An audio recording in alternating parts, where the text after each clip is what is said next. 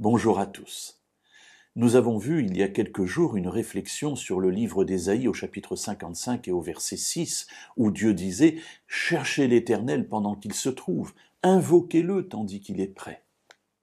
Et nous avions vu que le problème ne résidait pas en Dieu, un Dieu qui pourrait s'en aller à un moment donné et nous laisser tomber, mais plutôt en nous, à cause de l'endurcissement de notre cœur, être de moins en moins sensible à sa présence et finalement ne plus être intéressé du tout par ce qu'il veut pour nous, notre bonheur.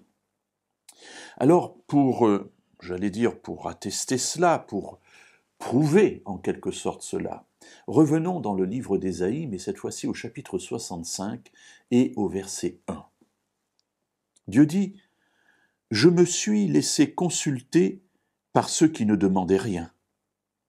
Je me suis laissé trouver par ceux qui ne me cherchaient pas. J'ai dit « Me voici » à une nation qui ne s'appelait pas de mon nom. »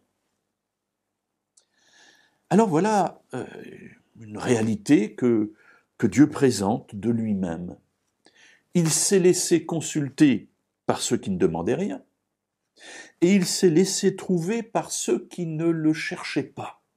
Au contraire, il crie « Me voici, me voici !» Mes amis, derrière ce cri, il y a tout l'amour de Dieu pour nous.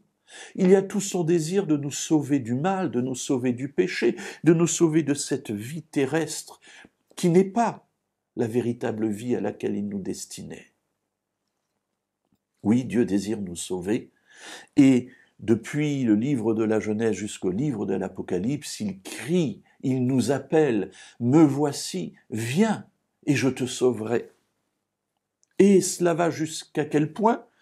Eh bien, au point de se laisser consulter alors que les gens ne demandaient rien, et Dieu dit, c'est pas grave, vous ne demandez pas, mais moi je suis prêt, venez à moi, venez me consulter, interrogez-moi, et je vous répondrai. Et puis il s'est même laissé trouver par ceux qui ne le cherchaient pas. Alors mes amis, c'est extraordinaire cet amour de Dieu.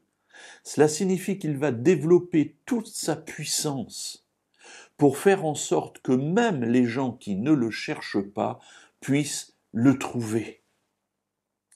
Alors vous me direz, oui, mais cela fait des années que je prie pour mon conjoint, pour mes enfants, pour mes parents, et pourtant ils ne se donnent toujours pas à Dieu.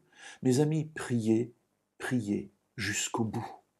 Ne vous lassez pas de prier parce que nous ne connaissons pas le temps des gens, nous ne connaissons pas non plus le temps de Dieu.